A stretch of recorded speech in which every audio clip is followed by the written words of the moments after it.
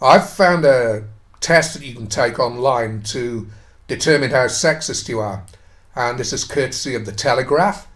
And it's from their Lifestyle Men Thinking Man department. I don't know. And it poses a question. How sexist are you? Take the test to find out. And it consists of a load of questions that you have to answer. I haven't done them yet. I'm going to just do this as I go along.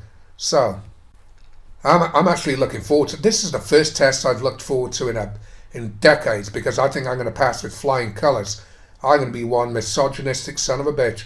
And the preamble is by a chap called Guy Kelly, and he asks, "Have you been turned sexist by pop culture?" No, I haven't. According to a new, that's not part of the test, by the way. According to a new study by the Ohio State University, stereotypical depictions of gender roles in film and literature can serve to reinforce misogynistic views. I wonder if Ohio State University looked into the way that stereotypical depictions of men in daytime TV and comedies and dramas and soaps and adverts, and for that matter in film. I wonder if they've looked into how that can affect women's minds and the way that they perceive men. But anyway, it's just a passing thought. Focusing on E.L. James's erotic romance 50 Shades series, researchers discovered a direct correlation between those who had read the novels and those who held traditionally sexist opinions. To read that conclusion, all 747 participant women participating completed the Ambivalent Sexism Inventory Scale, a test in which participants rate a series of statements about gender equality by how much they would agree. The 50 Shades readers came out of it poorly, but how will you? Take our slightly less scientific version of the test below. Well, I haven't looked at this Ambivalent Sexism Inventory Scale from Ohio State University, but I'm wondering how scientific it was anyway. If it was only one-sided, that is. Judging by your responses to these statements from the Ambivalent Sexism Inventory, we'll be able to tell just how misogynist you are. So, in other words, no matter how you fill the bloody thing, it's one of those tests that no matter how you fill it in, you're going to be misogynist. Anyway, it then says, "Let's play!" exclamation mark. Well, I'm actually looking forward to it, like I say, and Michael Buffer should be introducing this one. Let's get ready to be sexist. So, let's play. Let's have a look at the first question. No matter how accomplished he is, a man is not truly complete as a person unless he has the love of a woman. Disagree strongly, mostly agree, disagree, slightly agree, mostly agree, or strongly agree are your options, guys. Now, there isn't anything that says bullshit there, so I can't fill that in. So I'm going to click on disagree strongly in a moment. But just look at the question. No matter how accomplished he is, a man is not truly complete as a person. So he's gone from a man to a person unless he has the love of a woman. Well, I'm not gay myself, but what about gay guys? Don't they count in this bloody thing? Anyway, I'm going to click disagree strongly and go on to the next question. Many women are actually seeking special favours, such as hiring policies that favour them over men, under the guise of asking for equality. I mean, that's just spot on. So you've got disagree strongly. Well, that's obviously bullshit. Strongly agree. Absolutely. So I'm going to click on that. In a disaster, women ought not necessarily be rescued before men. Yeah, fuck them. Let them play in the orchestra while the ship goes down. Let men get away for a change. Strongly agree. Disagree strongly. Oh, that's for your white knights and your manginas and your simps. So that's going to be strongly agree. Before I click on this, I've seen the figures of the men and women who died on the Titanic, regardless of what class seating they had or what class cabins they were travelling in. And men, there were far more men who died than women. Fuck that these days. They want equality rammed down their fucking throats. So, strongly agree.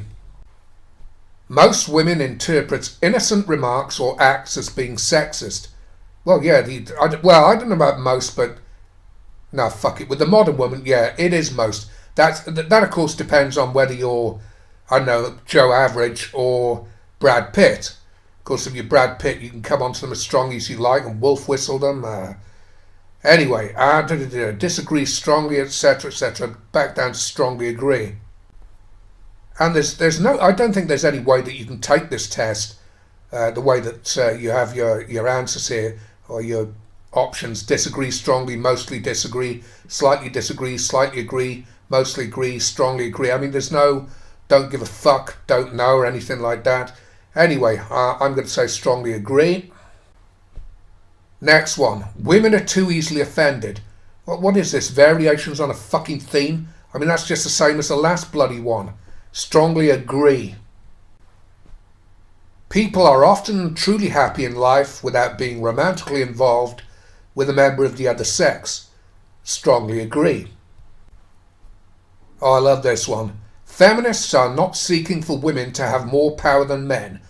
Disagree strongly. Many women have a quality of purity that few men possess. Give me a bloody break.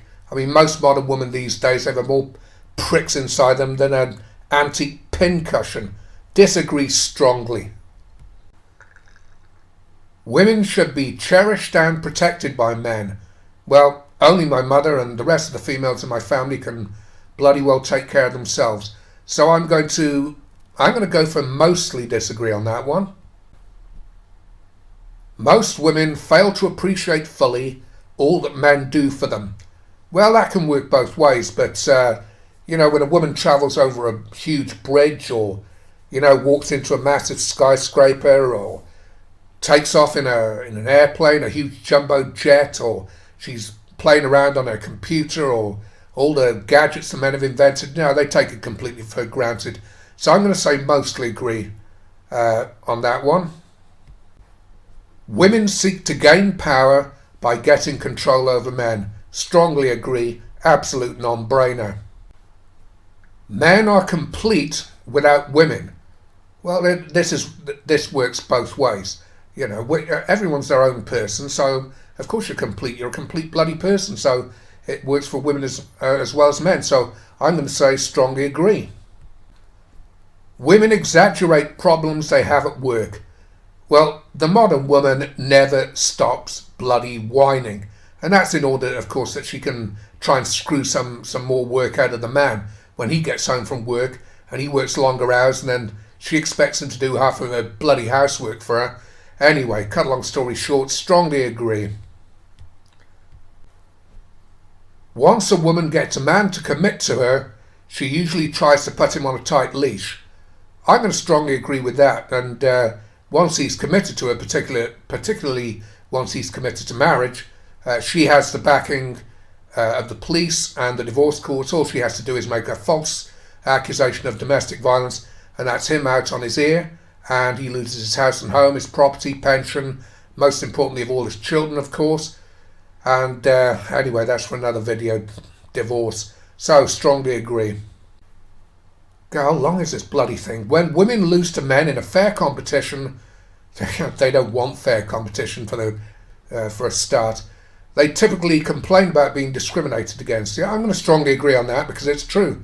When a woman doesn't get promoted or doesn't get what she wants, even when men are being discriminated all around, being discriminated against all around her, she still bloody complains that it's sexist. Hillary Clinton being the most screamingly obvious example.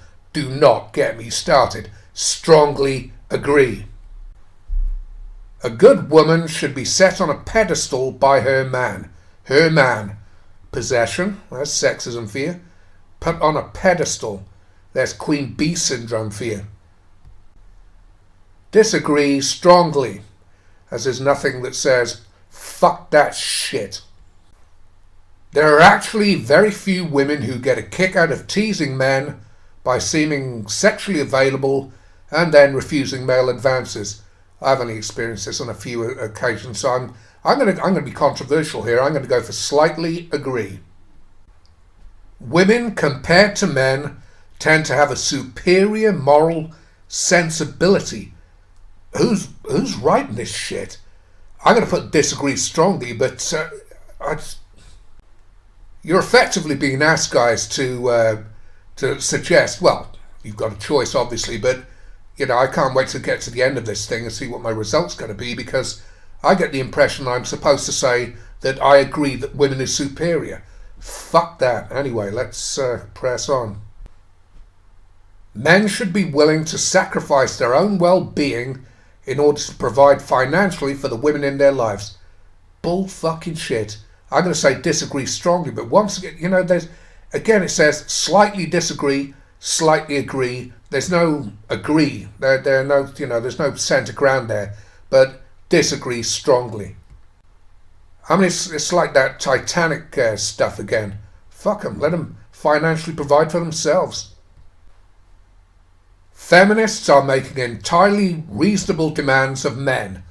Well, there's nothing there where I can say bullshit, and there's nothing there where I can say no-brainer, so I'm going to disagree strongly. Women, as compared to men, tend to have a more refined sense of culture and good taste. So I'm being asked again to just admit that women are superior to men. So I think disagree strongly is a no-brainer again. And here's my result. Put 50 shades down, you're as sexist as they come. Well, I've never even picked 50 Shades up in the first place, but if I were to, it'd probably only be to bash the fucking person who compiled this fucking rubbish.